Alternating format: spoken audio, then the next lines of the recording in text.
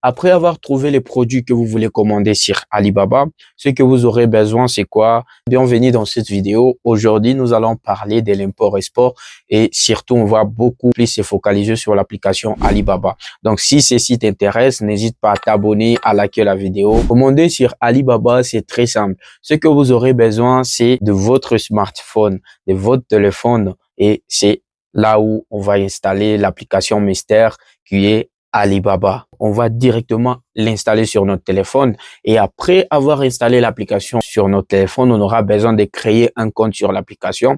C'est-à-dire, on va créer un compte soit avec Google, soit avec adresse mail, soit avec votre compte iCloud, directement avec votre iPhone si vous avez un iPhone. Par là, ça sera directement créé et sans problème. Et là, vous allez commencer à voir certains produits intéressants et certains pas. Bah, c'est comme ça, c'est la loi de la nature. On se sent intéressé par des choses auxquelles on s'intéresse et des choses auxquelles on ne s'intéresse pas. Ah bon, ça ne nous intéresse pas. Après avoir trouvé les produits que vous voulez commander sur Alibaba, ce que vous aurez besoin, c'est quoi? C'est les transitaires. Parce que vous ne pouvez pas contacter le fournisseur sans avoir le transitaire. Et déjà, où est-ce qu'on trouve des transitaires? Premièrement, je vais vous donner un secret que j'utilise pour trouver des transitaires et aujourd'hui travailler avec eux.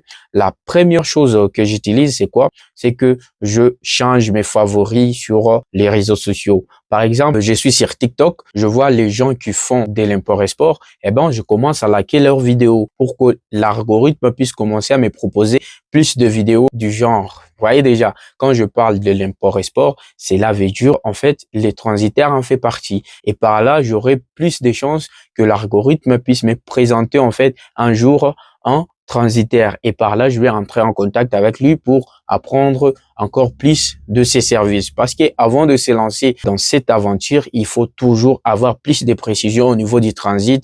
Parce que manque de précision, vous pouvez perdre de l'argent et c'est vraiment décourageant. Par là, après avoir trouvé les transitaires qu'il vous faut sur TikTok, sur Facebook aussi, sur Instagram, parce qu'aujourd'hui, les transitaires, ils ont compris aussi les pouvoirs des réseaux sociaux, ils ont mis leurs services sur les réseaux sociaux. Donc, vous ne les trouvez pas, c'est parce que vous cherchez mal. Changez vos manières de les chercher. Vous pouvez entrer sur Facebook, vous écrivez transitaire Chine et votre pays, oh ben, on va vous proposer plus de transitaires. Ça, c'est déjà la première technique que j'utilisais avant et aujourd'hui, c'est la technique de changement de favoris qui marche en tout cas chez moi.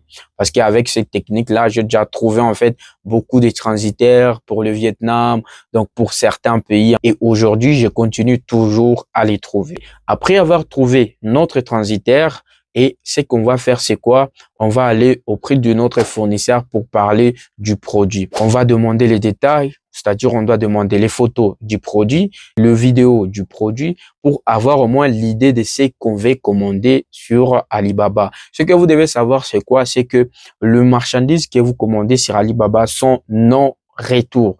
Au moment où vous allez les recevoir dans votre pays, c'est-à-dire il n'y aura pas la possibilité de renvoyer, même s'il y aura la possibilité de renvoyer, en fait, ça sera dans vos frais. Et je ne sais pas si vraiment c'est idéal. C'est pourquoi il faut toujours demander ces détails-là, les photos, les images et tout. Après tout cela, vous allez lui envoyer les adresses de votre transitaire. C'est là où vous mettez maintenant votre transitaire et votre fournisseur en communication. C'est par là, vous envoyez les adresses de votre transitaire et les adresses seront toujours suivies dans le numéro de votre transitaire.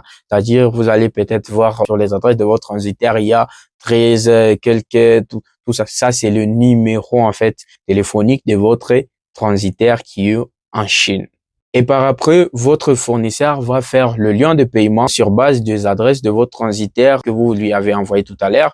Et par après, votre fournisseur va vous envoyer ce lien de paiement et c'est à vous de régler le paiement. Et les paiements, on les règle soit par carte bancaire, soit par Apple Pay, soit par PayPal, soit par virement bancaire. Moi, ce que j'utilise souvent, c'est carte bancaire. Je sais au moins comment ça marche. C'est très pratique, très rapide et c'est avantageux. Après le paiement, il faut toujours demander au fournisseur d'écrire quelque chose sur votre colis, c'est-à-dire vos coordonnées, votre nom, votre numéro de téléphone. Ce numéro-là doit passer sur WhatsApp parce que au moment où votre transitaire recevra votre colis, s'il y a quelque chose que les transitaires aimeraient savoir sur votre colis, peut-être la nature des produits qui sont à l'intérieur, eh ben, il va appeler ces numéros-là pour demander et ces numéros-là, c'est le vôtre. Et maintenant, après tout cela, vous demandez au fournisseur d'écrire le détail sur votre colis et tout. Une fois le fournisseur disponibilise tous les produits que vous avez commandés dans sa boutique, après toutes ces étapes-là,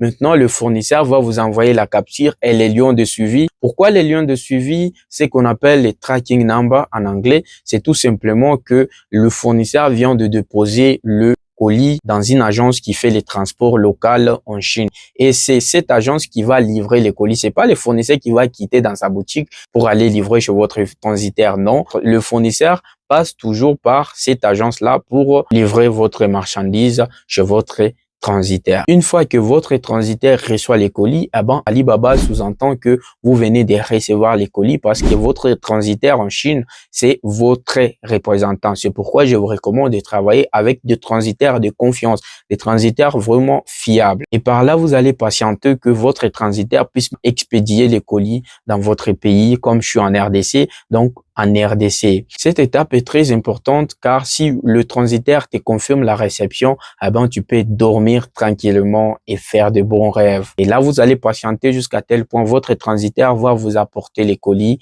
dans votre pays. Et quand il va vous apporter, vous allez ouvrir. Si le produit est de mauvaise qualité, le commentaire sera négatif. C'est pourquoi je vous demande toujours de mettre un commentaire après l'achat car c'est sur base de ça que Alibaba calcule la crédibilité d'une boutique sur sa plateforme. J'espère que cette vidéo va vraiment t'aider et surtout, n'oublie pas de t'abonner, de liker la vidéo et de poser un commentaire si tu veux qu'on puisse encore développer de vidéos pareilles. À très bientôt.